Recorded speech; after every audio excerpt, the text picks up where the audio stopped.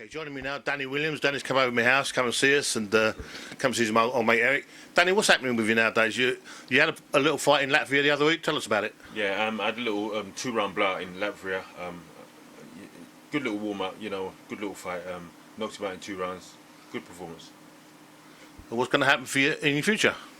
In my future, it's I know I'm not going to become world champion. I know I'm not even going to become British champion. But the thing is, boxing has been in me since I was 8 years old. I've been basically all my life. I've been boxing so long, and even though I know my career's over, it's hard to stop boxing. So I'm just going to keep boxing, and have these little fights here and there, and slowly move out of the ring. But at the moment, the love for the sport is still in me, and I just can't get rid of it. What still motivates you, Dan?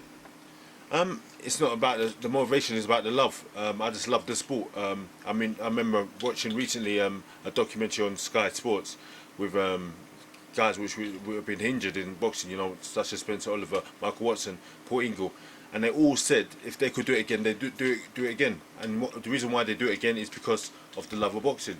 People don't understand this boxing thing is deep. It's so addictive. How long do you think you carry on boxing for? 1 fight, 2 fights, who knows? But it's just to get this fight out of my system. You know what I mean? Because I never street fight, so the only time I let off aggression is in the ring. Tell us about your fight with Tyson. We just watched a little clip there on the TV. What are your memories of it? Yeah, it's absolutely amazing. To go in there with an all-time great like Mike Tyson was unbelievable. I know that if I fought him at his best, I'd last probably 10, 12 seconds before he knocked me out. But it's just great to be in the ring with such a great fighter. What's the pinnacle of your career? The pinnacle of my career is obviously the Mike Tyson fight because of the name, but also the fight against Mark Potter when I dislocated my shoulder twice in the ring and was able to win with a dislocated shoulder and knock my opponent out. That's never been done in the history of boxing. You look at Robinson, Muhammad Ali, all the great fighters. No fighter's ever done that before. So at least I can retire saying that I've done something which no other fighter's done. When you first started boxing at the Lynn, what was your ambitions? To become world champion like everyone else, to become world champion. And it wasn't to be. I boxed Vitaly Klitschko was a very, very tough opponent.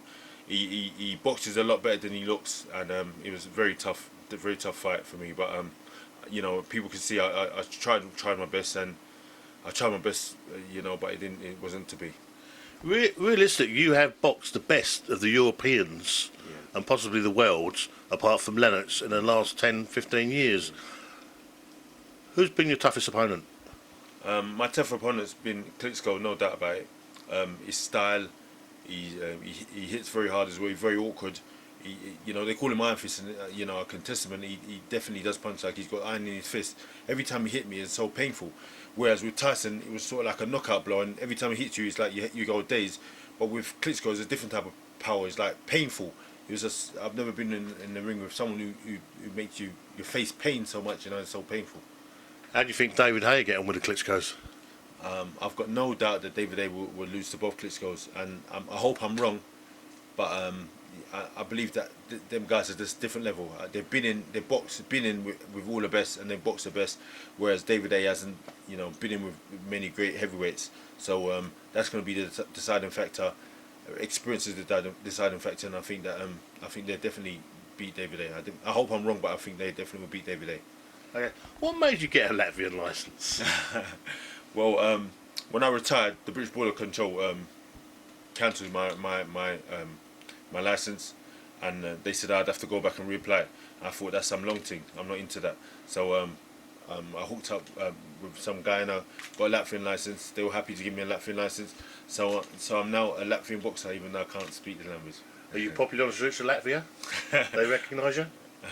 No, I've never been there before. I posted through my medical reports to them and through the email, and they gave me the license.